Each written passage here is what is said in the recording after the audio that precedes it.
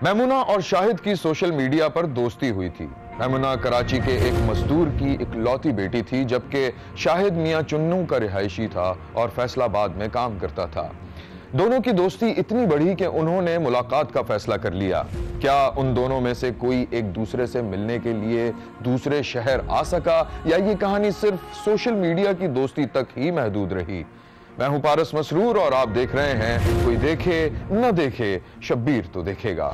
शब्बीर ने देखा कि मैमूना का बाप शाम को घर लौटा तो उसकी बेटी मैमूना ने बाप को घेर लिया। अब्बू आप आ गए? मेरा फोन लाए? अरे सब्र तो कर।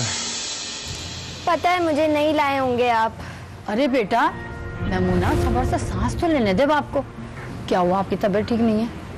तबीयत तो ठीक है, बस वजन उठाने से ना कमर में दर्द सा आ गया है। गया था मैं काम खत्म करके और ले आया हूँ तेरा मोबाइल। ये ले तेरा फोन, पूरे 15,000 रुपए का है। तो अरे अब्बू मम्मा देखिए, मैंने कहा था ना कि अब्बू जरूर लाएंगे। थैंक यू अब्बू। मैमूना उछलती कूदती चली गई और उसने अपने कजन को फोन कर दिया। हेलो आमिर भाई, मैं मैमूना बोल रही हूँ। अरे फोन मिल गया तुमको? आमिर भाई आप जल्दी से आ जाएं और मेरे फ़ोन में फेसबुक की आईडी बना दें। और वो क्या होता है जिसमें फ्री कॉल्स होती हैं। व्हाट्सएप? अच्छा चलो शाम में आता हूँ मैं फिर। ओके, नहीं मुझसे इतना वेट नहीं होगा। एक काम करती हूँ, मैं आपकी दुकान पे आ जाती हूँ। अरे बाबा शॉप पे हूँ मैं अभी। कह रहे मैं आ जाती हूँ। अरे बाबा आ जाओ, ठीक है आ जाओ, मैं शॉप पे हूँ। ओके। अरे अम्मी, मैं आमिर भाई की दुकान पे जा रही हूँ। क्यों? क्योंकि आईडीज बनवानी है फोन में। अरे बेटा तो उसको यहीं बुला लिया होता। नहीं वो शाम में आएगा, मुझसे इतना इंतजार नहीं होगा, मैं जा रही हूँ। अच्छा जा, आते हुए बेसन ले आई हो, पकौड़े खाने को दिल कर रहा है। जी ठीक है अब्बू। शब्बीर ने देखा कि मैमूना तेज तेज चलती हुई अपने कजन की दुकान पर पहुंच गई। अरे आ गई तुम? जी। आओ दिखाओ फोन तो दिखाओ जरा। फोन तो अच्छा है मैमूना। इसमें फेसबुक डल जाएगा ना? हाँ हाँ बिल्कुल डल जाएगा, कितनी बार बताऊँ ये बात। एक काम करो, अभी तुम देख रहे हो थोड़े गाहक वगैरह हैं, मैं गाहक को निपटा लूँ, फिर मैं तुम्हें सुकून से करके देता हूँ। या फिर ये कर लो कि अपना मोबाइल मेरे पास छोड़ जाओ तुम, मैं इसको करके ले आऊँगा, या फिर मैं शाम में सुकून से आगे इत्मीनान से कर दूँगा। सही है, ठीक है। और अब्बू ने कहा था बेसन ले आइएगा। बेसन कितना? ये तो उन्होंने बताया नहीं, उन्होंने कहा था बस पकोड़े खाने का दिल चाह रहा है। अच्छा एक मिनट रुको।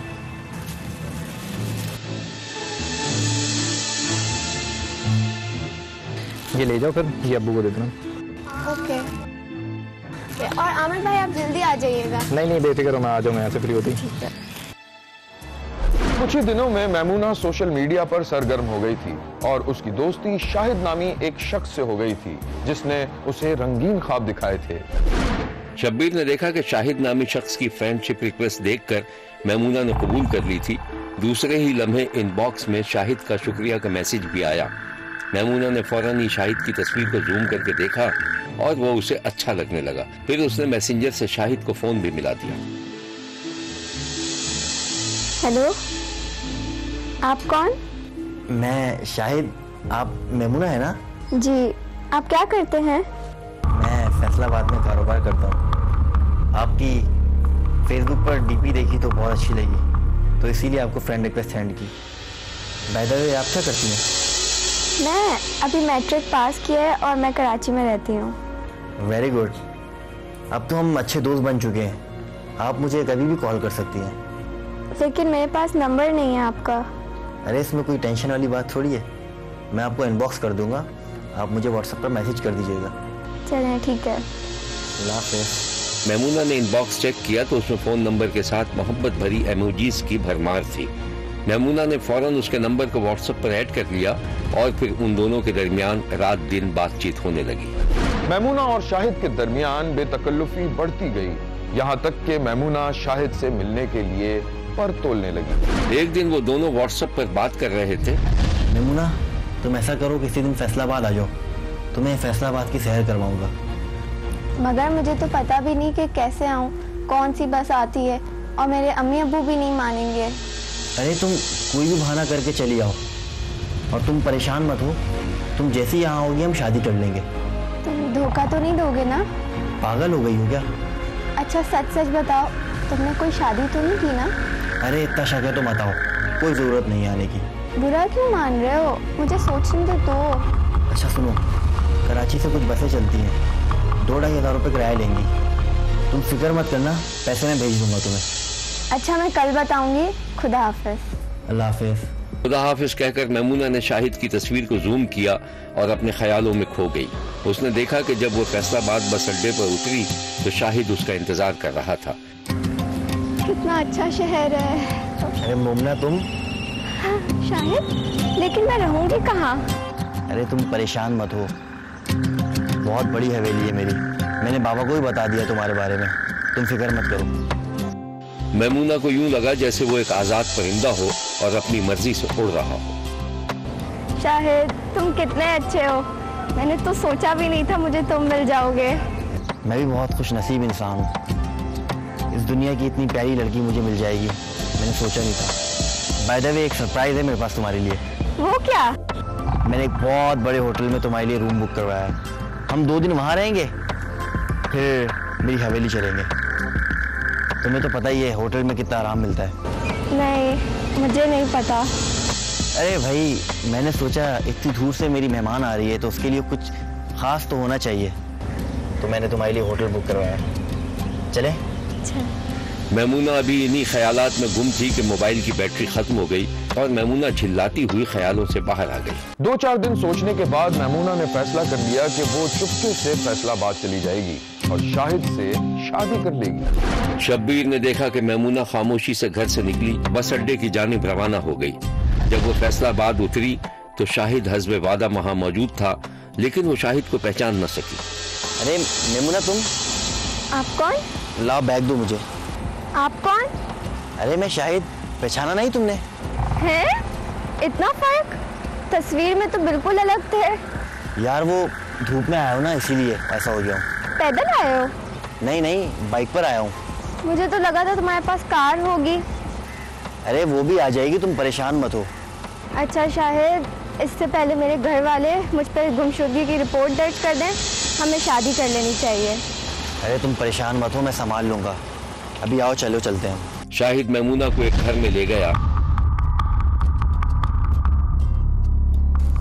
ये रहा हमारा कमरा, अब से हम यहाँ पर रहेंगे। मैंने हर चीज़ लाकर रख दी है यहाँ पर, और बाहर फ्रिज रखा हुआ है, उसके अंदर हर चीज़ रखी हुई है। अगर किसी चीज़ की ज़रूरत हो तो मुझे बता देना तुम। नहीं, मैं यहाँ नहीं रह सकती, तुम मुझे अपने घर ले चलो। अरे बाबा, ले जाऊंगा, कुछ दिन की तो बात है, जब तक मैं बाहर के मामला देखता हूँ। मैं एक ही शर्त पे रहूंगी कि तुम यहाँ नहीं रहो। अच्छा बाबा ठीक है, मगर मिलने तो आ सकता हूँ ना? चलो ठीक है। अच्छा मैं बाहर जा रहा हूँ कुछ सामान लेने के लिए, तुम परेशान मत हो ना, और अंदर से दरवाज़ा बंद कर लो, ठीक है? उधर बेटी के गायब होने पर मैमूना के माँ बाप परेशान हो गए। बाप मजदूर था, उसकी समझ में नहीं आ रहा था कि बेटी को कहाँ ढूंढे। कहीं से लाओ मेरी बच्ची को, आज पूरे 10 दिन हो गए उसे गए हुए। मैं कहती हूँ पुलिस में रिपोर्ट करा दो, वो लोग उसे ढूंढ लेंगे। मैमूना का बाप खुद भी रो रहा था और अपनी बीवी को दिलासा भी दे रहा था। मैमूना को फैसलाबाद गए 15 रोज से ज्यादा हो गए थे। मैमूना और शाहिद एक दूसरे में खोए हुए थे, अभी दोनों ने निकाह नहीं किया था। शाहिद मैमूना के लिए कपड़े लेकर आया। ये देखो क्या लेकर आया हूँ तुम्हारे लिए। अरे ये तो जीन्स है, मैं ऐसी चीजें नहीं पहनती। यार किस जमाने में रहती हो तुम, आजकल लड़कियां यही पहनती हैं। जाओ पहन कर आओ, आज हम कहीं बाहर जाएंगे। सोचो मत, जाओ।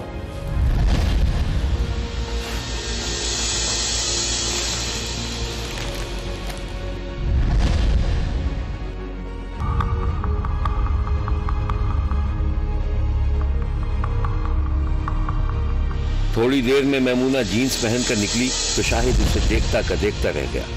यार मैं तो एकदम कार्टून लग रही हूँ। यार एकदम परफेक्ट लग रही हो, सीधा खड़े हो, मैं तुम्हें बताता हूँ तुम कैसी लग रही हो। मुस्कुराओ जरा।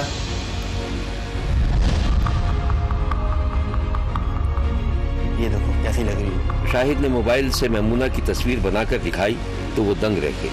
देखो कितनी अच्छी लग रही हो। चलें अब। शब्बीर ने देखा वो दोनों एक होटल के बाहर खुले मैदान में लगी कुर्सियों पर बैठे थे, खाना खा चुके थे और अब गपशप कर रहे थे। क्या हुआ, कहाँ खोई हुई हो, क्या बात है? हाँ सोच रही हूँ कैसे बताऊँ। एक काम करते हैं, हम कोर्ट चलते हैं, हमें निकाह करना है। अरे कर लेंगे, इतनी भी जल्दी क्या है? शायद तुम अजीब आदमी हो, तुम्हारा दिमाग खराब है। मैं अपना घर छोड़ के यहाँ आई हूँ, तुम कह रहे हो कि जल्दी क्या है? हद होती है। क्या क्यों मजाक करती हो यार? मैं मजाक कर रही हूँ? ना तुम अपने घर लेके गए, ना तुम कोर्ट लेके जा रहे हो, क्या कर रहे हो तुम? अव्वल तो ये सच है तो मैं कैसे मान लूँ कि क्या? खुल के बताओ शाहिद। देखो अगर तुम नहीं चलोगे कोर्ट तो मैं पुलिस को बता दूंगी। हाँ अच्छा यार, तुम ऐसी बात क्यों कर रही हो? पुलिस क्यों जाओगे तुम? मैं तुम्हारा था, तुम्हारा हूँ, तुम्हारा ही रहूँगा। तुम फिक्र मत करो, कल हम सबसे पहले कोर्ट जाएंगे और कोर्ट मैरिज करेंगे। आओ चलते हैं, चलें।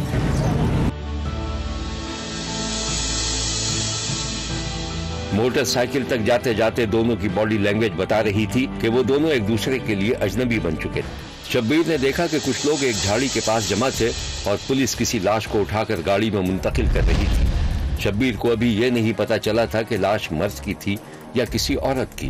फिर अचानक शब्बीर के जहन में शाहिद और मैमूना के तल्ख हालात सामने आए कि उसको लगा कि हो सकता है मैमूना ने अपनी जिंदगी की बर्बादी का इंतकाम लेने के लिए शाहिद को कत्ल कर दिया हो, या फिर शाहिद ही ने मैमूना को जान से मार डाला हो। सुहेल ने सारा माजरा बयान कर दिया था और बताया था कि शाहिद उसके बहनोई का दोस्त था और बहनोई ने उसे मैमूना और शाहिद का नंबर दिया था कि ये दोनों कुछ दिनों उसके पास ठहरेंगे।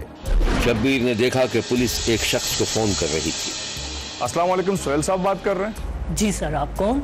आपका नंबर एक लाश से बरामद हुआ है, हमें मालूम करना था कि मरने वाले से आपका क्या ताल्लुक है। जी सर, मैं अभी आया। ठीक है, जल्दी आइए। कराची जब हमें पहुंचते हैं तो हम कराची वाला जो एक पर्सन होता है उस पे हम वर्क स्टार्ट करते हैं। वो पता चलता है कि इसका ताल्लुक असल में बहावल नगर से है। बहावल नगर जब हम काम स्टार्ट करते हैं तो वहाँ से हमें इंफॉर्मेशन क्लियर होती है कि ये असल में जो मर्डर कातिल है वो मियाँ चन्नू का रिहायशी है। हम दोबारा मियाँ चन्नू पहुँचते हैं, वहाँ पे आके जो कातिल होता है उसको अरेस्ट करते हैं, तो उससे फिर तफ्तीश का आगाज़ करते हैं और तफ्तीश के दौरान फिर वो सारे राज उगल देता है भी किस तरह मैंने ये मर्डर किया, कैसे हुआ, वो सारी डिटेल सामने आती है। पुलिस ने मुबैना कातिल को गिरफ्तार कर लिया था। शब्बीर का कहना है कि सोशल मीडिया पर होने वाली दोस्ती के नतीजे में अपनी जिंदगी बर्बाद करने वाली ये पहली लड़की नहीं थी, बल्कि आए रोज इस तरह के वाकयात रूनुमा होते रहते हैं। शब्बीर तो ये भी सोच रहा है कि मैमूना के गरीब मजदूर वालिदैन पर क्या गुजरी होगी जब उन्हें पता चला होगा कि एक धोखेबाज ने न सिर्फ उनकी कम उम्र बेटी की जिंदगी बर्बाद की बल्कि उसे बेदर्दी से कत्ल भी कर दिया। देखते रहिए, क्योंकि कोई देखे न देखे, शब्बीर तो देखेगा।